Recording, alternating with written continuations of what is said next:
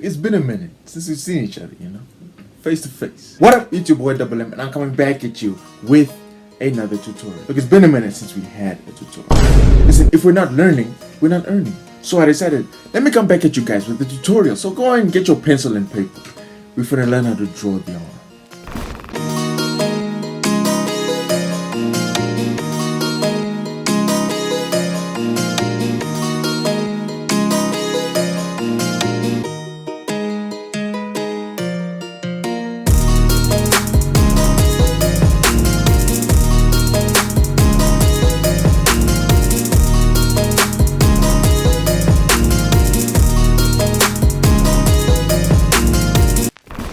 This time, we're looking at the whole limb. It's not just a muscle group anymore. It's a group of muscle groups. And each group has their own function. Are situated in a special way because of the different functions. Look here. Look at the form of the arm. Similar to the form of a chain. You have that shoulder and that forearm poking out a little bit, while the bicep, the upper arm, is basically in line. This is to accommodate for the type of motion, the type of functions that these muscle groups will have. And because of those different functions, the arm is linked up. The parts of the arm are linked up like a chain. This is something I learned from Grandmaster Pro, something you should keep in mind. Now let's go on ahead and have a deeper look into the anatomy, into the actual muscle of these different muscle groups. If you enjoyed the video so far, I know you enjoyed the video so far, just go down there, drop a like. While you're down there, make sure to hit the subscribe button so you become part of the Double Empire. I want to say thank you guys. We recently hit 700 and I'm already looking for the next one. Let's get to 800. Hit the subscribe button so we can get to that 800 and eventually get to that 1K. Let me get my 1K. I bet. So we have our first muscle group, the shoulders. The shoulder is a muscle group made up of muscles called the deltoids. It's just 3 deltoids. We have the anterior deltoid, the medial deltoid, and the posterior deltoid, but not even I remember the names all the time, so I just remember it as the front, middle, and back deltoids. The middle deltoid is the one with the most meat, so you're gonna see it whether you're looking at the arm from the back or from the front, poking out like that. For the general shape used to draw the shoulder, just used to plot the shoulder, you want to think of like an inverted teardrop cup like shape. I say inverted teardrop because of that narrow base and that wide top. And I say cup because of the way it wraps around the joint.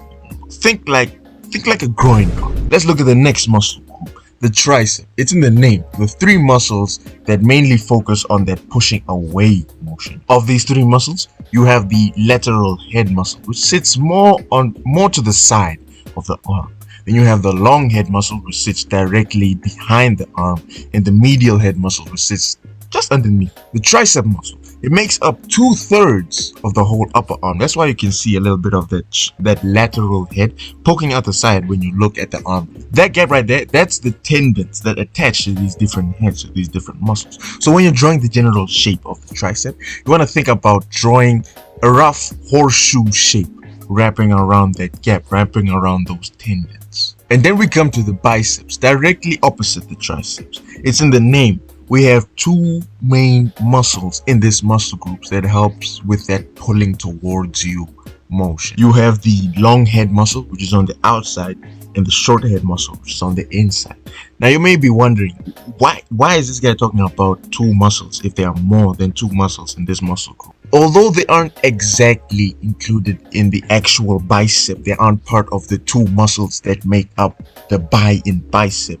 They're still important when it comes to being in the bicep group, in the bicep muscle group, because they still help with that pulling towards you motion, especially that little muscle that's hiding just behind the long head of the bicep, the brachialis. The same goes for that more pronounced brachioradialis coming from the bicep. When drawing the arm, it's good to have these muscles in mind to understand the anatomy, but it's not like you're going to jump directly into that muscle detail when you're drawing the arm. You're going to start with that general shape. Now the general shape I like to put the tricep and the bicep together and make a whole general shape out of that upper arm, and then I will put more detail into that horseshoe shape for the tricep and the back.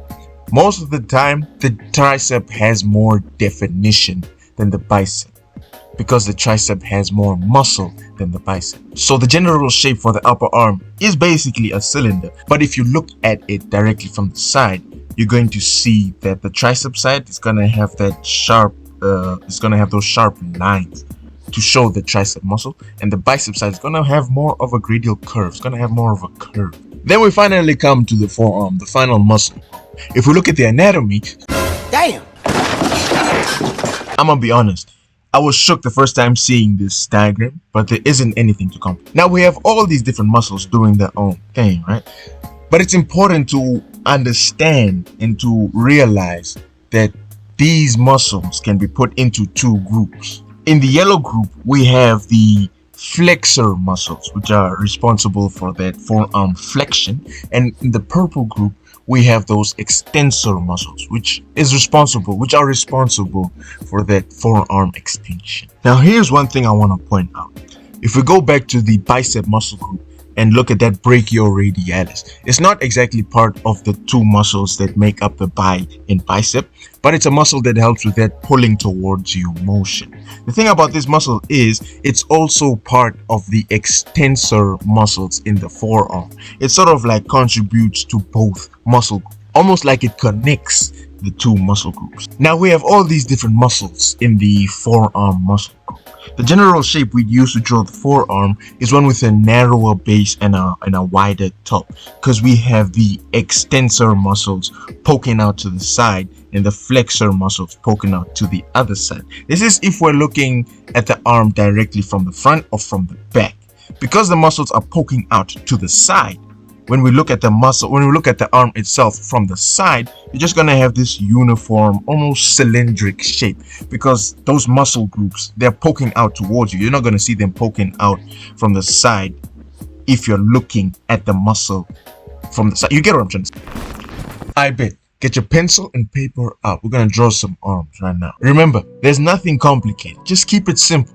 Plot the joints with the circles, connect those joints with lines, and then draw the general shapes for the different muscles on the arm. That inverted teardrop cup-like shape for the shoulder, that cylindric shape but with a sharper edge for the tricep, and a gradient curve for the bicep, for the upper arm, and that special shape for the forearm with a wider top and the narrower base for the wrist. Most of the time when you're drawing a normal arm, it's only going to be shoulder definition that is needed. With the female arm, most of the time there ain't just that much muscle, but it's still important to show that taper coming down from the shoulder to the upper arm and going from the elbow to the wrist to show that taper in the forearm muscle. But hey, if you want a masculine arm on the girl, go ahead and slap that masculine arm on the girl. One thing about having that anatomy knowledge, you first gotta ask yourself, what is that body part doing? If that body part is idle, not that much definition is needed.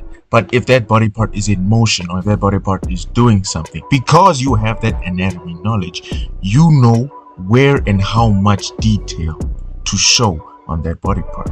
When a body part, like let's say for this arm for example, this arm is reaching out, so it's important to show the detail in that stretched bicep right there. If you know where that muscle is, not only do you know how to construct that body part, you know how much detail is needed and where to put that detail in order to show that that body part is doing work, is under pressure, it's doing work. Get what I'm trying to say? Now here you can see we got a little more muscle on this arm, but it's still a simple process. Don't complicate things now that there's more muscle.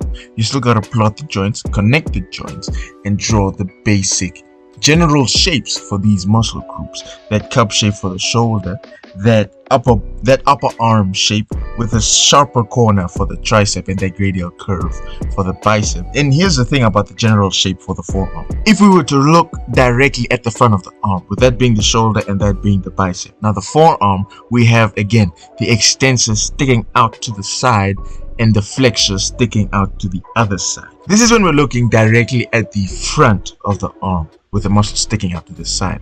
Now when we look at the arm from the side, because the forearm muscles stick out to the side, we're not going to see that wider top of the forearm, since we're looking at the muscle from the side.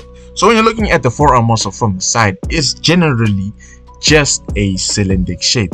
It has that slight that slight variation with a wider top and a narrower base near the wrist. But because we're looking at it from the side, you're not going to have that gradial taper. The radial taper you would have when you're looking at a very muscular forearm. You get what I'm saying? Now, because this arm has a bit more muscle and has less fat, you're going to see a good amount of definition, especially by that shoulder and that brachioradialis coming from the bicep to the forearm. There's also a line that comes from the brachioradialis to show those other extensor muscles on the forearm. But then you can also show that definition near the tricep, especially on that lateral head. When you have more muscle and less fat, you're going to have a good amount of definition. But when you have that combination and the fact that that body part, that arm is doing work, is under work, you're going to have even more definition. You want to show the amount of definition around the muscles that are actually doing the work in that body. With understanding the actual anatomy of the muscle, understanding where that muscle sits, it's also important to understand how that muscle works, which muscle is responsible for pulling, which muscle is responsible for pushing, those type of things, so that when you're drawing the character doing something, let's say for example pushing someone away, it's important to show the detail on the muscles that will be doing that pushing work. So with understanding and studying the anatomy, it's also important to understand and study the type of work they do, so you can show that correct amount of detail, that necessary amount of detail. Also keep in mind that amount of detail is also needed in the muscles that would be stretched. Now you might be asking, what happens if there is a lot of muscle but there is little to no fat? Let's look at Dwayne for that. Don't worry, there is a lot more muscle this time, but it's still a simple process to construct the arm. Plot the joints, connect them with lines, and then draw the general shapes for the different body parts. That chain link in the general shape should be more evident now that the muscles are much bigger. For an arm like this that has little to no fat, that is under work, you want to show even more definition.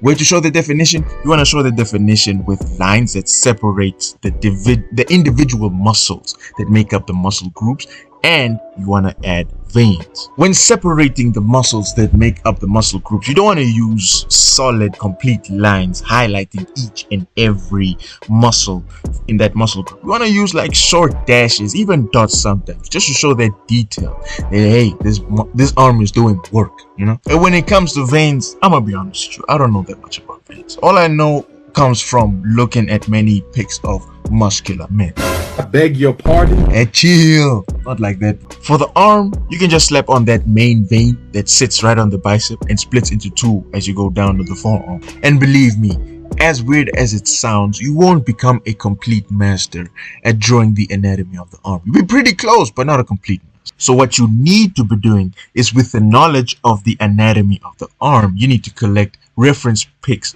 of Pinterest or from the internet and draw these arms. With constant analyzing and practice, you can become one. And with that, we have come to the end of the video. If you enjoyed the video, please make sure to drop that like and hit the subscribe button if you have not, to join, to become part of the Double Empire. We're trying to get to 800 now, so I'd really appreciate it, man. Make sure to check out my other tutorials if you have not. Make sure to check out my neck tutorial, my chest tutorial, all the other tutorials, man. Make sure to check me out on my IG and my Twitter. That's where I post more of my art pieces, my actual work, yeah. God bless, until next time. Double M out.